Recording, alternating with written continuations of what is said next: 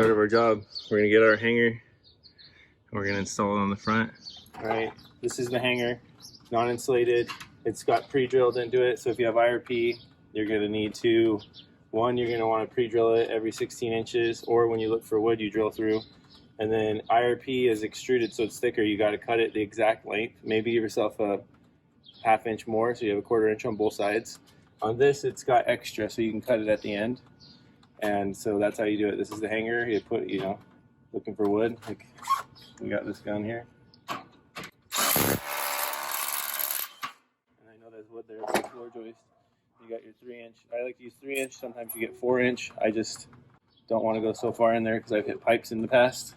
So I got 3-inch every 16 inches. You can hear that. That's wood. It does get caulking on the top and gasket and different, all that good stuff. IRP, you can just build at the very end. You seal the top at the end. So anyway. Okay, we did the post layout. These are the bottom post brackets. If you have steel, you won't. You already have your steel in the slab. But here we go. I pre-drilled it with these little 14s to make holes in the right spot, and then I have a step bit. I marked it where I want to stop for the anchor to fit inside of it. So if you see, there's that.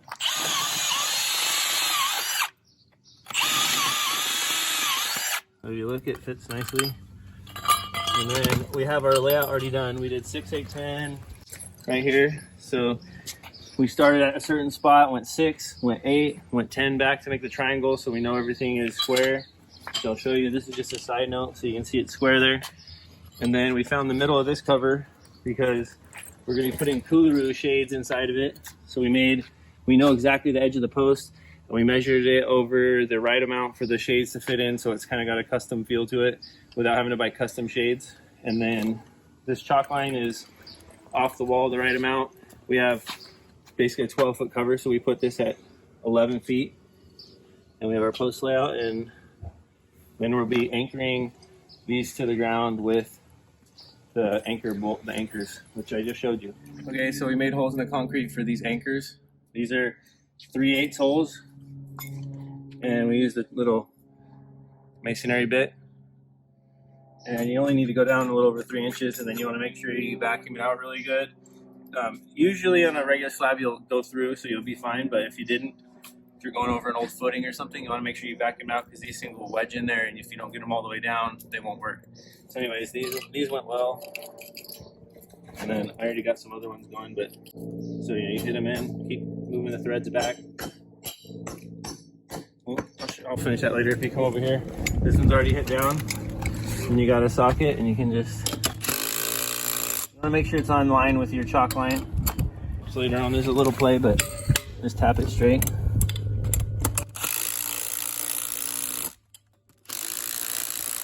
That's it. What's up? Talking ledger today. So non-insulated, if you have the IRP, you might as well just do this later because you can caulk the top later. So we used the caulking gun, went all the way across, and then when the tube is empty, this one's full, but when it's empty, you take it out and you can squish this and it'll make it more oval. You can swipe it into the stucco, which is nice and helpful. And then, before you put your flashing up, 10-foot sections of flashing, you can tack it to the top. It's easier just to do it before you start putting your roof up, but so it's not in the way flapping around.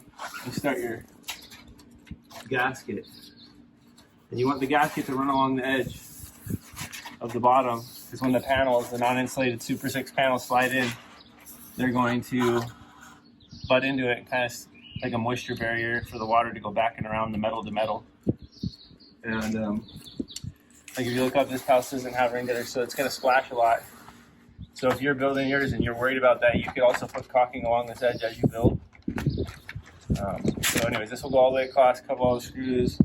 And then after that, we'll put that flashing up on here and tack it down just a couple times, and then we'll re-caulk it level. So you got your patio, you got your ledger up right here.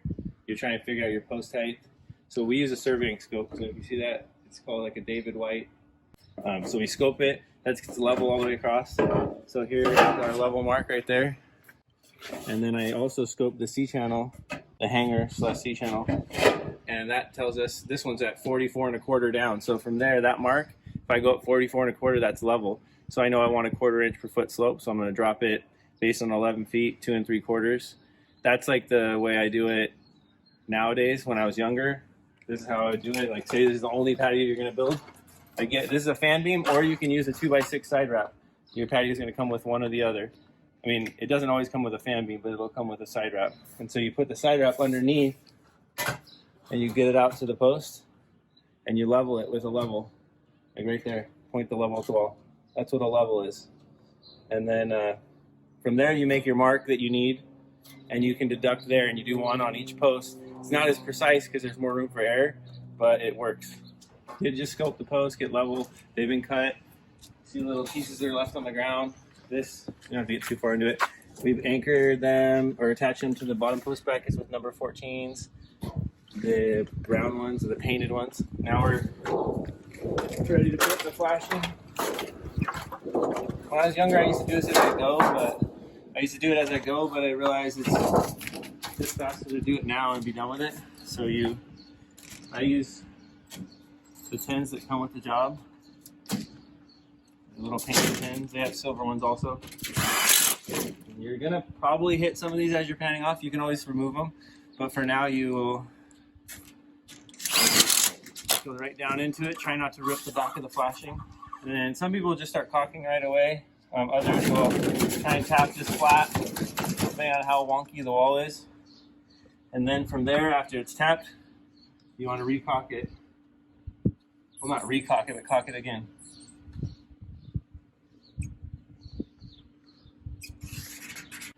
The other thing you can do is put a little bead right here as you're going of caulking, and that'll seal that, not coming apart afterwards. You're gonna have to destroy the cover to take it apart, so that's a fair warning. So that hanger right there is where we started. We leveled down, we got the 6, 8, 10, we know what's square. We came over 6 inches, there's 6 inches. This is right here, an inch short of that because of the cap. I like to start, it's starting exactly even. You can tell it's like even. You can have a little bit overhang if you want. I usually do 1 inch.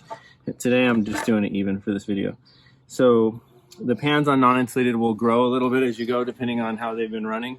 Non-insulated or IRP will just be pretty much what you're doing. It will just end up within a 1/4 inch after you're done on a patio this size, 20 feet long. So what we do is we have these are attached, this is on the ground. We have this flipped over so that we can level this, and then we're going to pencil mark both sides on each one, so that when we install it, all we have to do, we're just going to lift it up, put it over, and we'll have lines that we can attach with, and that'll be the next video. Just kind of just show you. Okay.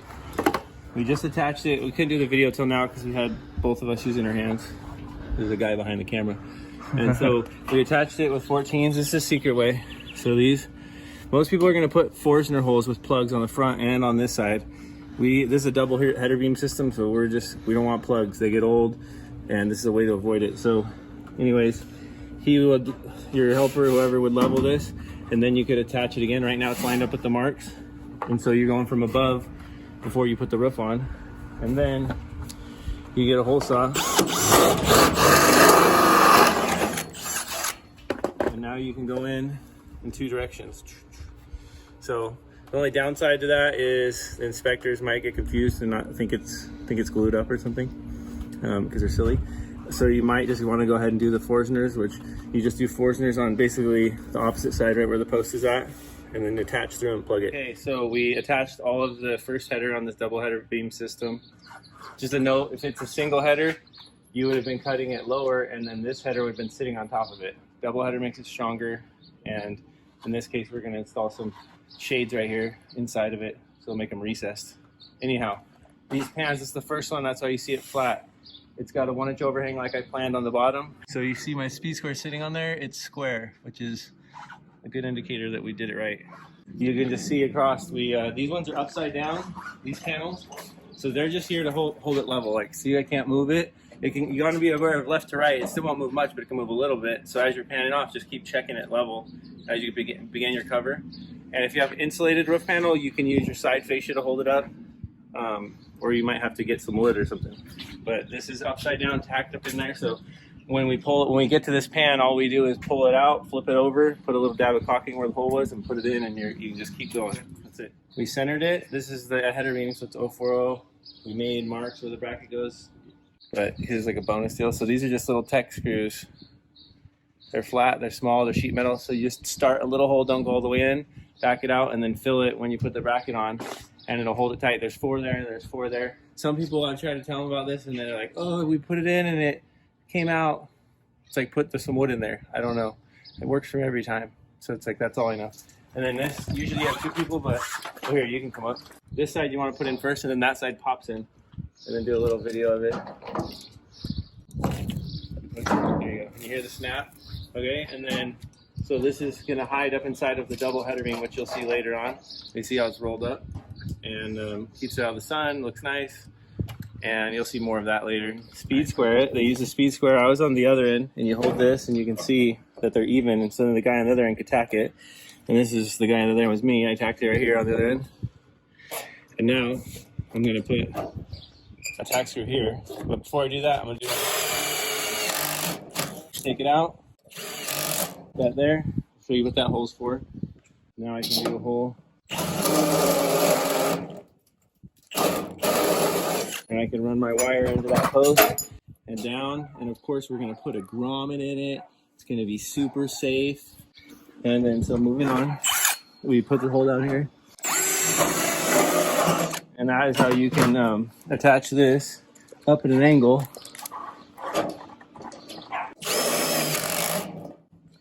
These are the 14s, sheet metal screws, maybe 3/4 inch. And now you can see there's no plugs here because we did it on the going that way from the other side, and now we're going in from this side. And this hole is going to be covered by a 2x6 side plate. So this is a hole that goes into the kitchen. Usually we would come out of the upstairs outlet, and but this is like all bathroom and closets. And so from there you get the power, and you bring it down.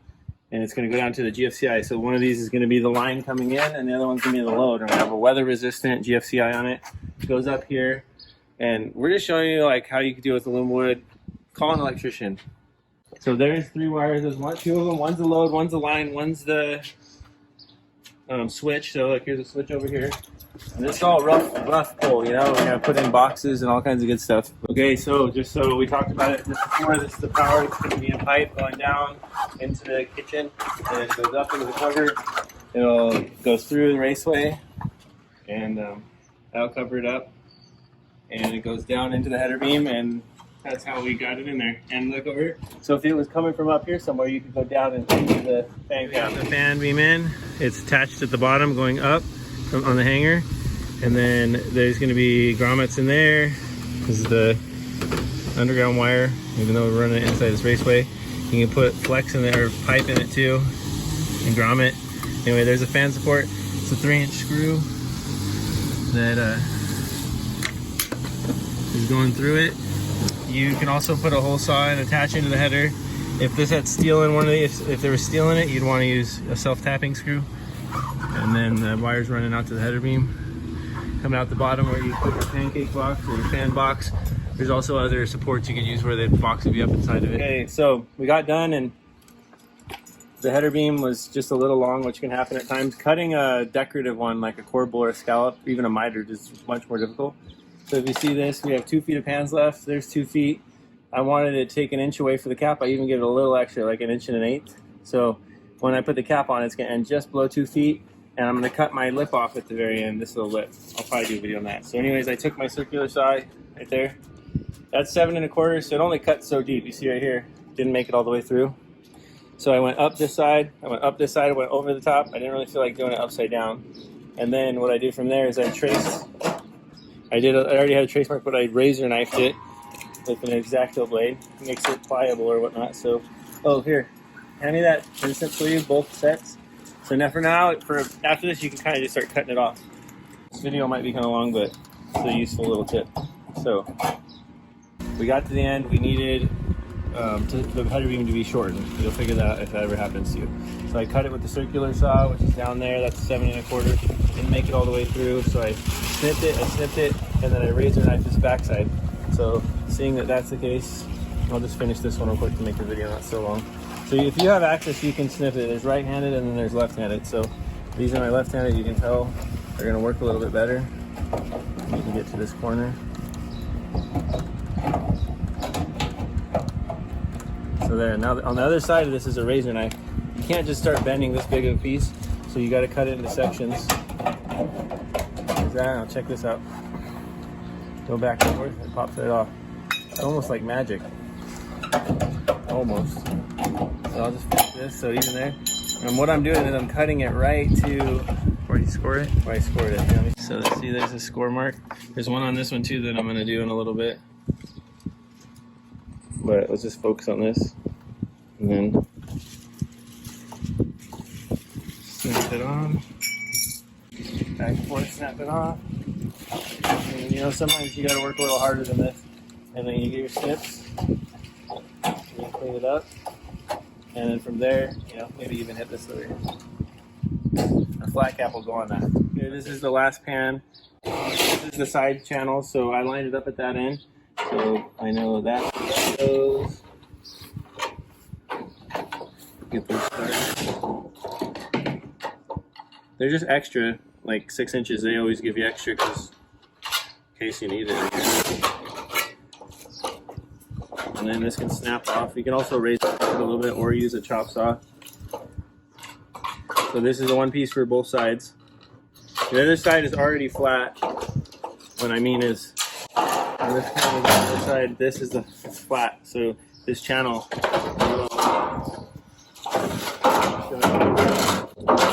Come over here, look at this. See how it goes on like that? So, and if you want it to be flat on the other side, this still works. Like you can see it covers it. But when I finish it and I know I don't need it, I'll cut this lip off. The way I do that, you either get shears, which is like electric shears that I have sitting around here somewhere, but let's not worry about that. This is an 0.8 pan, so it's easier. So you're raising that shit. I'm just gonna show you this. I want this video to be forever. So it's just barely razor knife it, especially if the knife was new. Just go back and forth. And you'll see how it starts to snap off. So that way when you put your C-channel on the finished end, you got a flat finish as well. Okay, so devil's in the details on this one. So this is the, getting into it. This is the end, so you see it's extra. Even the flashing got put extra, which I don't like that usually to happen, but we're ending at 6 inches. So I want this channel a hair longer, so I'll go 6 1/4, right about there. And now I know there's that, so I can cut this right even with what I want. But now I need to get this flashing out of the way. So the hair's short.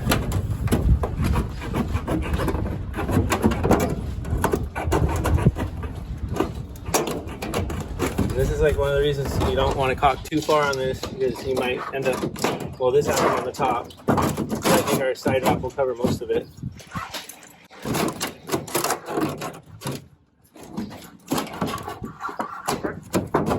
Alright, that's fine.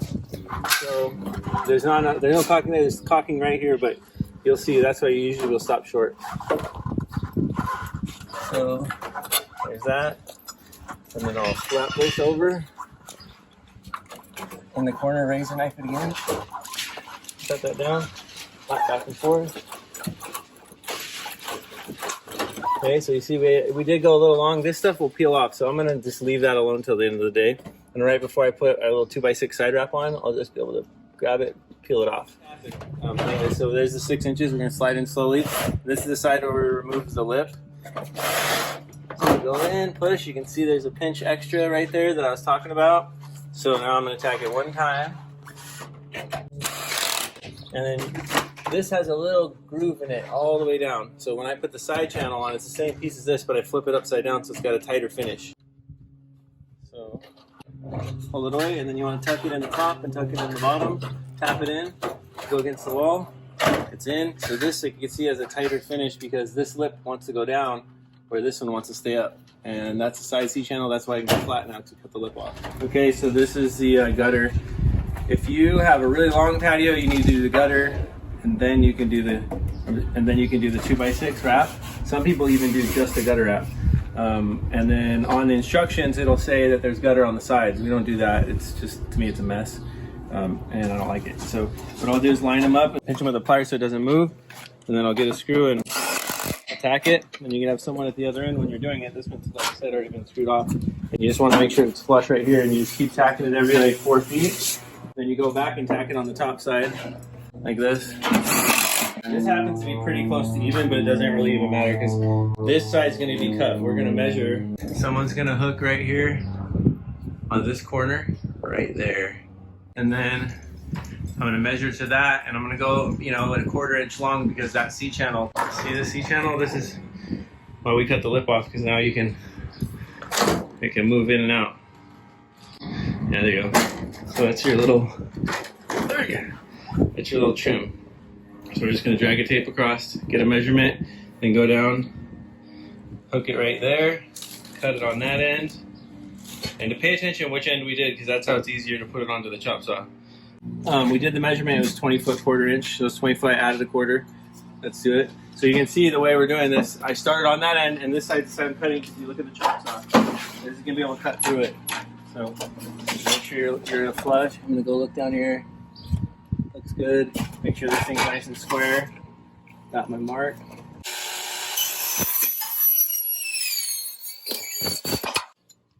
See that? Look right at it right here. See that square? It's, I mean, yeah, it is. There's a little bit of a nug there, but it'll be right. And then I check this way too to see that the saw was square. It looks good. And I come down. This is another little trick. Just hold that in. So I just do, you don't want anything wrinkling like this. It'll wrinkle if you do too much, but you just hold it and pull this up. This will just make it a lot easier to install. It's called the gutter stretcher. Yeah. A little gutter stretch. Believe me, try and do it before you stretch it. It'll be a lot of fun. I go ahead and do a couple. Stretch that out. And then that's it. We're gonna put it up, and then I'll talk more and more later. So here it is. It's all put together. It's been stretched. It's cut to fit. Everything's ready to go. One side, one person will lock it on, and the other person works it on. So he'll try and get it on there on the first section. And he holds tight. And he's tapping it.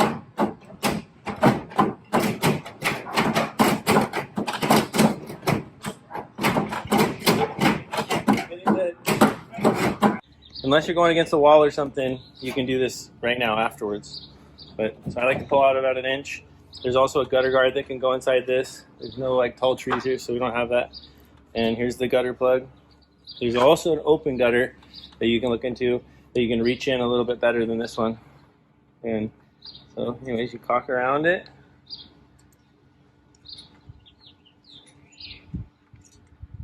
And then you caulk this channel later on when you do the side wrap. But for now, this gets it started. You just slide it in right to there. And this little section will get caulked from above into here after we put the side on. We got a problem. We got SOS. You might have to get low. You might see it. There's a little ding that's going to face down. So instead of freaking out and calling me or someone else, get your Forstner out.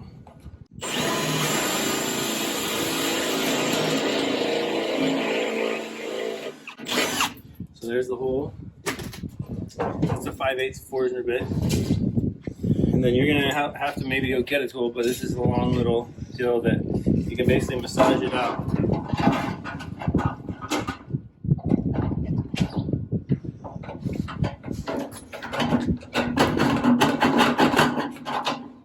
And then give me this brown touch up. It's kind of blown out when you get it out of that bag. So you just want to get it pushed out. You can sometimes tap them even with like, tap them on the side if it's bubbling out. But you want to just try to get to it as many ways as you can and make it so not noticeable that there was even ever a problem. Okay. And be like, you know, kind of gingerly with it because you don't want to do too much, but you don't want to do too little. Okay, and then from there, this will go on the top, plug there. It's a little paintbrush, your touch-up kit, and then let's touch up that little scratch, and you should be good. And of course, there's going to be dents that you can't fix, but this one was fixable. All right, side wrap. You'll probably figure out most of it as you watch it happen. We put this on. If you had a cover with longer tails, there would be a 1 foot. This is a flat wrap, so it's just going 1 inch past it. You put this on here, And then when you measure this, you measure from the wall out to the front edge, which you'll see is where this slides into it. And if you want to put one of these on the wall, you can. I have my own thing where I put another flat cap on it, because this is how I do it. You can do whatever you want. Just know that if you're going to put a cap on that end, you got to cut 5/8 of an inch off more. All right, here we go. Okay, so he's going to hold that. And that's why it's helpful the side is smooth. There's a couple of different ways you can do it, but anyways. So this goes in there. Get yourself your 8 driver.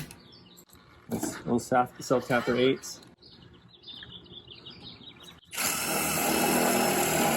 And you'll see the screws here and on top. Those are just to keep the cap on, same as how we do it on every cap.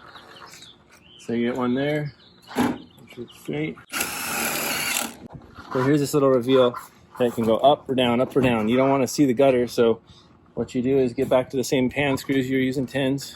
I feel it with my hand below, and I come up top, and I tack it. So now this bottom is smooth.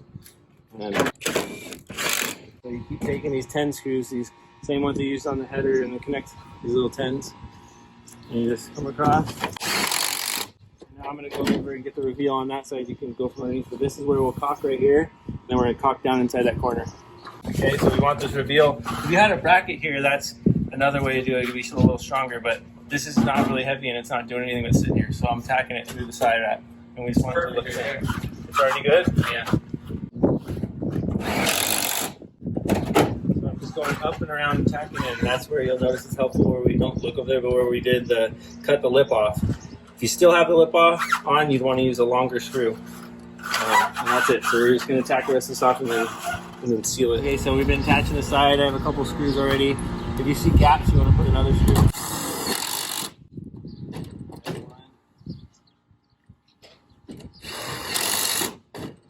Just any dirt that settles would go on the side and look dirty, so we like to seal it all the way around.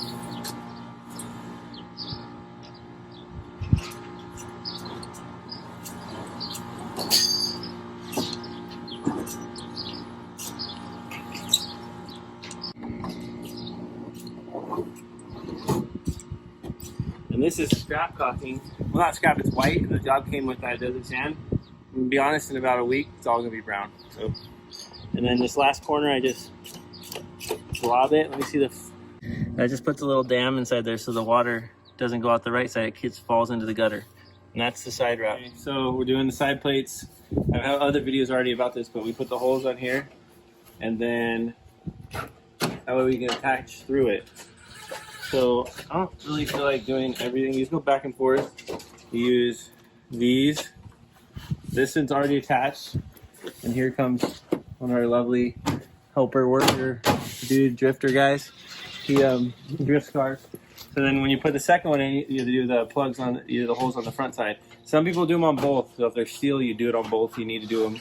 And so you drill through and then you just put the plastic plugs in. Okay, so this is pretty much done. I just want to show you the parts.